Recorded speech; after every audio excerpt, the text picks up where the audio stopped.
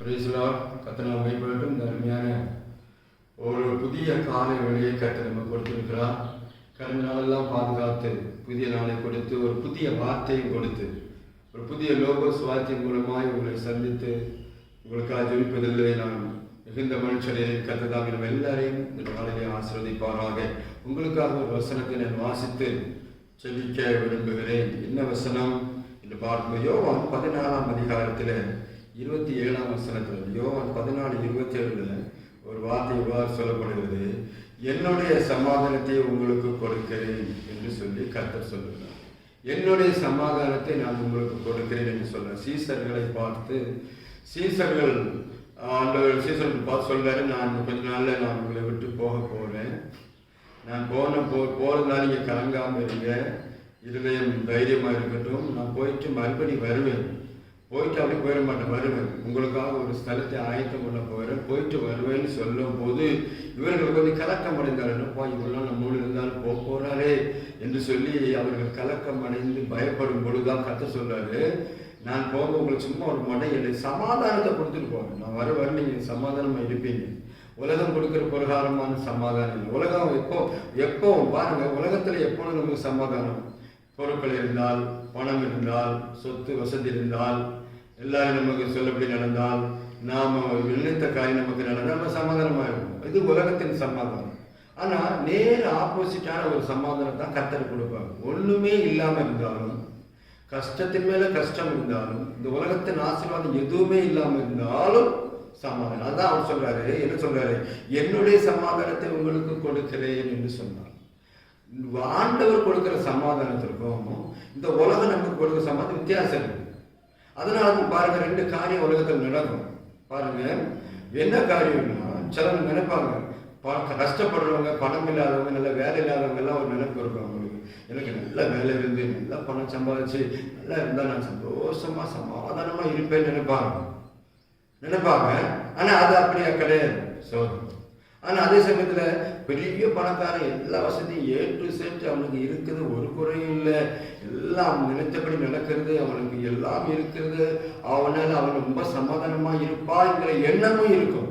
அதுவும் அப்படி அல்ல.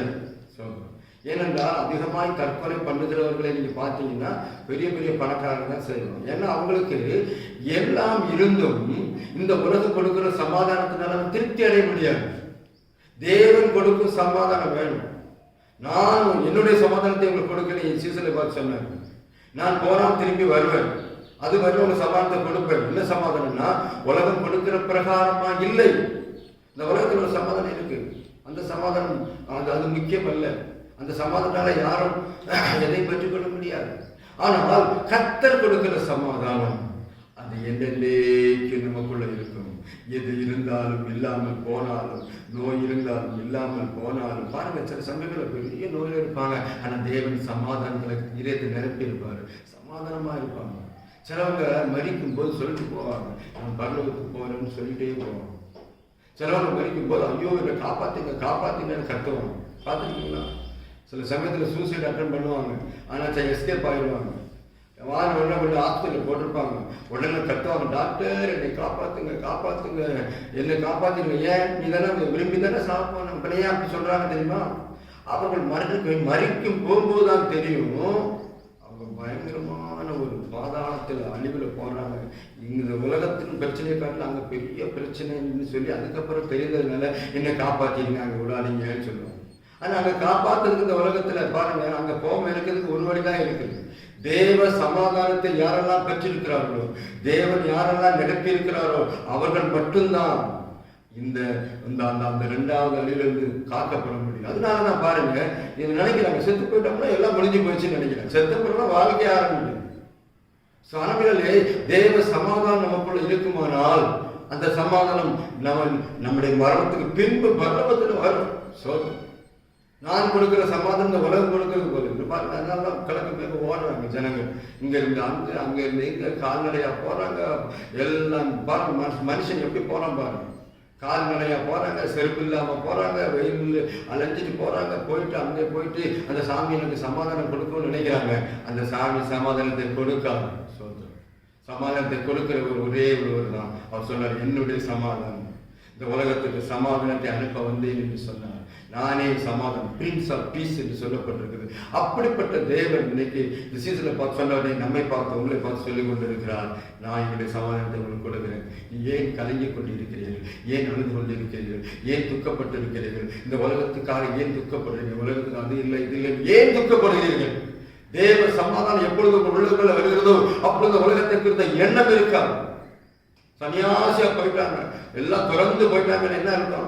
சோதனம் என்ன அர்த்தம் தெரியுமா? அப்படி திறந்தாலாவது நமக்கு சமாதானம் வருமானு நினைக்கிறாங்க. அதெல்லாம் ஒரு சமாதானம் கிடையாது. சோதனம் உலகத்துல எல்லாம் இருக்கும், சமாதானம் அதுக்கு மேல இருக்கும்.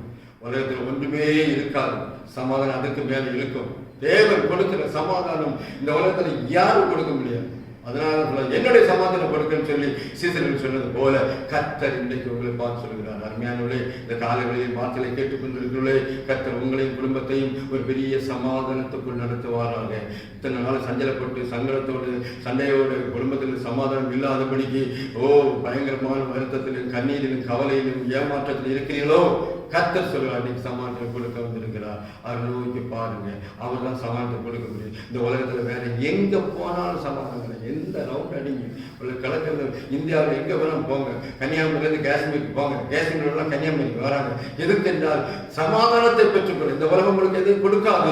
தேவனுடைய வார்த்தை சொல்கிறது, இன்றைக்கு நான் கொடுக்கிற சமாதானம், நான் கொடுக்கிற சமாதானம் உங்களுக்கு ஆசீர்வாதமாயிருக்கும்.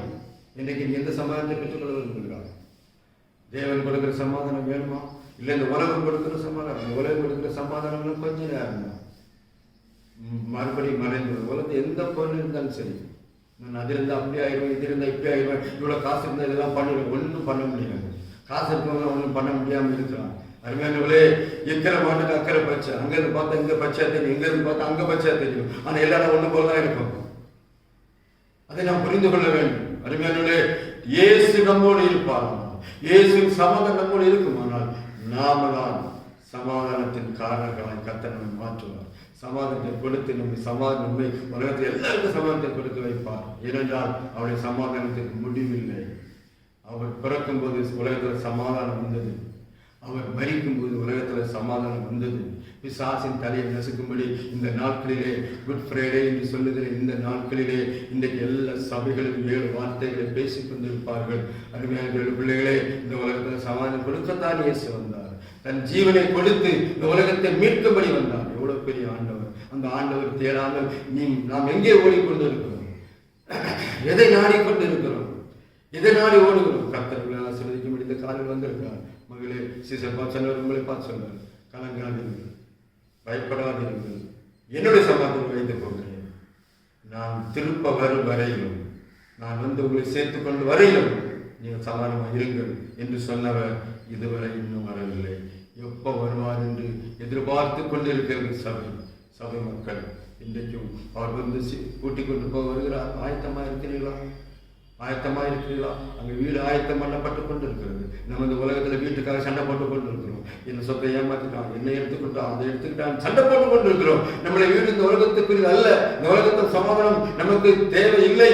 பரலோகத்திற்கு சமாதானத்தை பெற்றுக்கொள்ள ஒப்புக் கொடுப்போம். கர்த்தர் உங்களையும் நம்ம எல்லாரையும் கர்த்தர் ஆசீர்வதிப்பார். உங்களுக்கு அச்சமிக்கிறேன். பரலோகத்தின் பிதாவே, இந்த கால வேளையிலே உங்களுடைய பிள்ளைகள் உம்முடைய சமாதானம் நிரம்பி இருக்க நம்ம செபிக்கிறோம். சீசனுக்கு கொடுத்த அதே தெய்வ சமாதானம், உம்முடைய சமாதானத்தை கொடுக்கும்படி பிள்ளைக்கான செபிக்கிறேன். வசனத்தை கேட்டுக்கொண்டிருக்கிற ஒவ்வொரு பிள்ளைகளையும், குடும்பங்களையும், அவருடைய எல்லா சொந்த பந்தங்களை எல்லாரையும் கர்த்தர் ஆசீர்வதித்து பலப்படுத்தும், பாதுகாத்துக் கொள்ளும். இன்றைக்கு இந்த குட் ஃப்ரைடேல அவங்களுக்கு வேண்டிய எல்லா சகல நன்மையாக நிரப்பும்படி ஒப்புக் கொடுக்கும். நாமத்தை மையப்படுத்தி ஆசீர்வதித்து பாதுகாத்துக் கொள்ளும். இயேசுவின் நாமத்தில் ஜெபிக்கிறோம் பிதாவே, ஆமென். கர்த்தர் உங்கள் எல்லாரையும் ஆசீர்வதிப்பாராக. இந்த காலவெளியிலே ஒப்புக் கொடுங்கள். அவருடைய சமாதானத்துக்காக வெயிட் பண்ணுங்க.